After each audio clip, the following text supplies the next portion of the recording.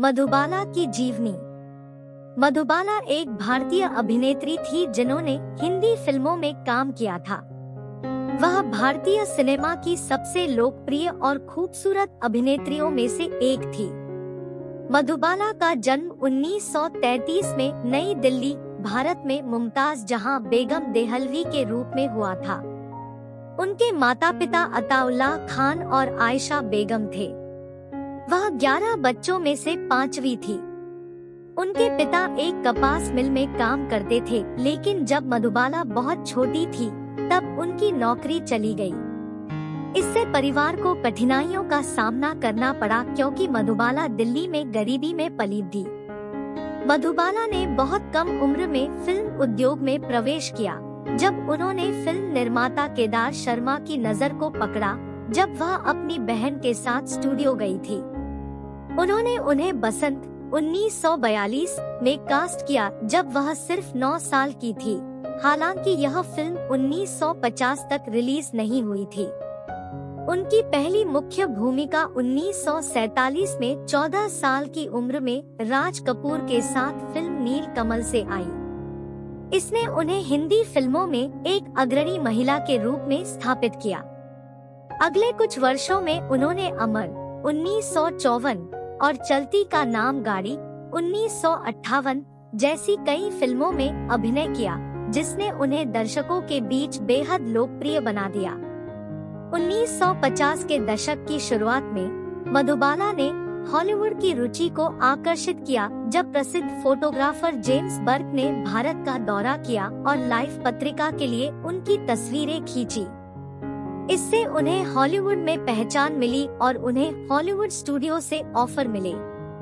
हालांकि उसके पिता ने इस डर से अनुमति देने से इनकार कर दिया कि वह अंतरंग संबंध में शामिल हो जाएगी। 1951 में मधुबाला की मुलाकात अभिनेता दिलीप कुमार से हुई और उन्हें तराना में साथ काम करने के दौरान प्यार हो गया। यह रिश्ता 7 साल तक चला, लेकिन उन्होंने कभी शादी नहीं की क्योंकि मधुबाला के पिता ने इसे अस्वीकार कर दिया था। इससे मधुबाला का दिल टूट गया। पेशेवर रूप से उनकी सबसे यादगार उपस्थिति 1960 में दिलीप कुमार के साथ महाकाव्य ऐतिहासिक नाटक मुगले-आजम के साथ आई। उद्दंड वेश्या अनारकली के उनके चित्रण और कुमार के साथ केमिस्ट्री ने एक अमिट प्रभाव छोड़ा।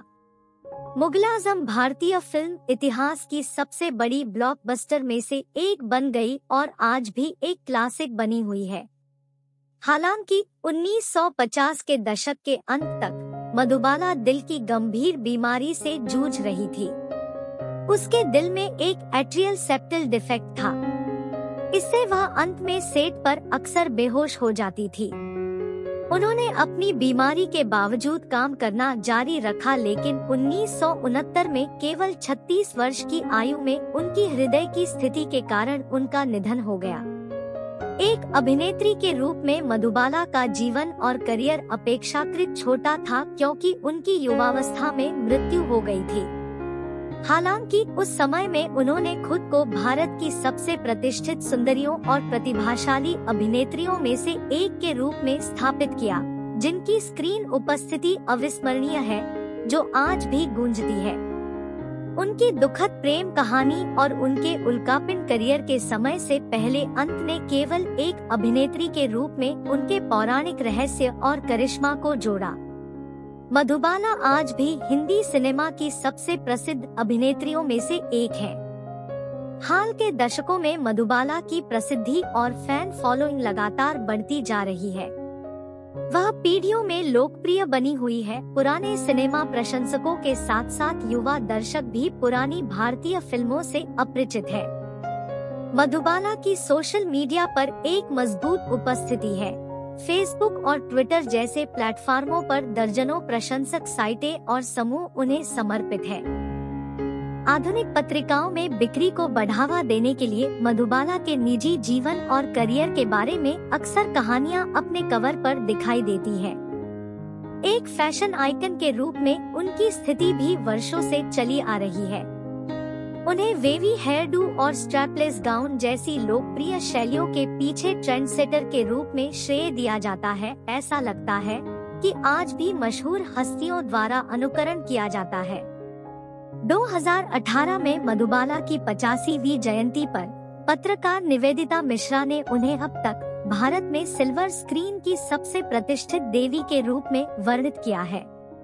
उनकी अकाल मृत्यु के बाद के 50+ वर्षों में भारतीय सिनेमा में मधुबाला की लोकप्रियता और प्रतिष्ठा लगातार बढ़ रही है।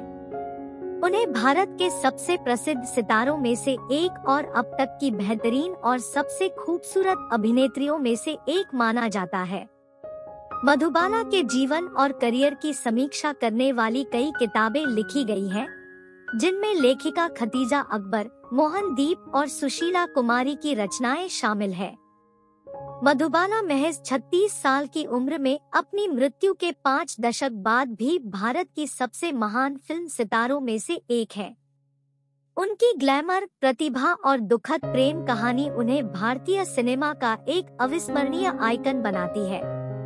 मधुबाला का पहला चर्चित रिश्ता अभिनेता प्रेम नाथ के साथ था, जो 1951 की फिल्म बादल में उनके सहकलाकार थे। उन्होंने 6 महीने तक डेट किया, लेकिन फिर धर्म के कारण मतभेद खत्म हो गए। मधुबाला मुस्लिम थी जबकि नाथ हिंदू। हालांकि रोमांस खत्म हो गया, नाथ मधुबाला और उनके पिता के आजीवन दोस्त बने रहे। 1951 में मधुबाला ने अपने ज्वार भाटा सहकलाकार दिलीप कुमार को डेट करना शुरू किया। उनके अफेयर को 1950 के दशक में व्यापक मीडिया कवरेज मिला। दोस्तों ने कहा कि यह मधुबाला के जीवन का सबसे सुखद समय था। जैसे जैसे रिश्ता आगे बढ़ा, उन्होंने सगाई कर ली, लेकिन मधुबाला के पिता अताउल्लाह खान की आपत्तियों के कारण कभी शादी नहीं की। वह चाहते थे कि दिलीप उनके प्रोडक्शन हाउस में काम करे, जिसे दिलीप ने मना कर दिया। दिलीप ने यह भी जोर देकर कहा कि मधुबाला शादी के बाद पारिवारिक संबंध तोड़ ले, जिसे वह स्वीकार नहीं कर सकती थी। 1957 में नया दौर कोर्ट केस के बीच दोनों का ब्रेकअप हो गया, जिसने मधुबाला को भावनात्मक रूप से तबाह कर दिया जब दिलीप ने उनके खिलाफ गवाही दी। अलगाव के बाद मधुबाला को अपने सहकलाकारों भारत भूषण, प्रदीप कुमार और किशोर कुमार से शादी के 3 बड़े प्रस्ताव मिले। 1958 में चलती का नाम गाड़ी के सेट पर वह अपने बचपन के दोस्त और अपने दोस्त रुमा गुहा ठाकुरता के पूर्व पति किशोर कुमार के साथ फिर से मिली। 2 साल के प्रेमालाप के बाद उन्होंने अपने पिता और ससुराल वालों के विरोध के बावजूद 1960 में शादी कर ली।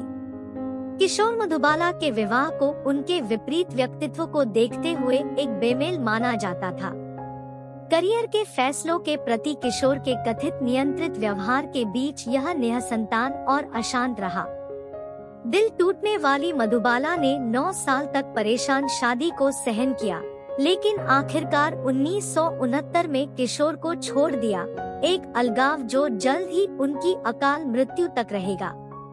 मधुबाला का जन्म एक रूढ़िवादी परिवार में हुआ था और वह बचपन से ही इस्लाम का पालन करते हुए गहरी धार्मिक थी। 1940 के दशक के उत्तरार्ध में आर्थिक रूप से सुरक्षित होने के बाद उन्होंने बॉम्बे में अरेबियन विला नामक एक बंगला किराए पर लिया, जो मृत्यु तक उनका स्थायी घर बन गया। उन्होंने 12 साल की उम्र में ड्राइविंग सीखी और एक वयस्क के रूप में 5 लग्जरी कारों के मालिक थे, Buick, Chevrolet, station wagon, Hillman और एक दुर्लभ टाउन एंड कंट्री मॉडल जो तब भारत में कुछ लोगों के स्वामित्व में था। एक देशी हिंदुस्तानी वक्ता के रूप में उन्होंने 1950 में पूर्व अभिनेत्री सुशीला रानी पटेल से 3 महीने के पाठ के भीतर अंग्रेजी सीखी, धारा प्रवाह बन गई। मधुबाला को जानवरों से बहुत प्यार था और उन्होंने अपने विला में 18 अल्साटियन कुत्तों को पालतू जानवरों के रूप में रखा था। 1950 के मध्य में एक चेकअप के दौरान उन्हें अपने दिल की समस्या में एक लाइलाज छेद का पता चला था, जिसे वेंट्रिकुलर सेप्टल दोष कहा जाता है। उनके करियर की रक्षा के लिए महत्वपूर्ण निदान को गुप्त रखा गया था। अपनी बीमारी के बावजूद मधुबाला ने फैंसी कारों और पालतू जानवरों जैसे स्टारडम के भत्तों का आनंद लेते हुए अपने काम पर केंद्रित एक स्वतंत्र जीवन शैली जी। लेकिन उसकी हृदय रोग इलाज के बिना एक दशक तक अनियंत्रित रूप से आगे बढ़ी। अंततः एक दशक के संघर्ष के बाद 36 साल की उम्र में उसकी अकाल मृत्यु हो गई।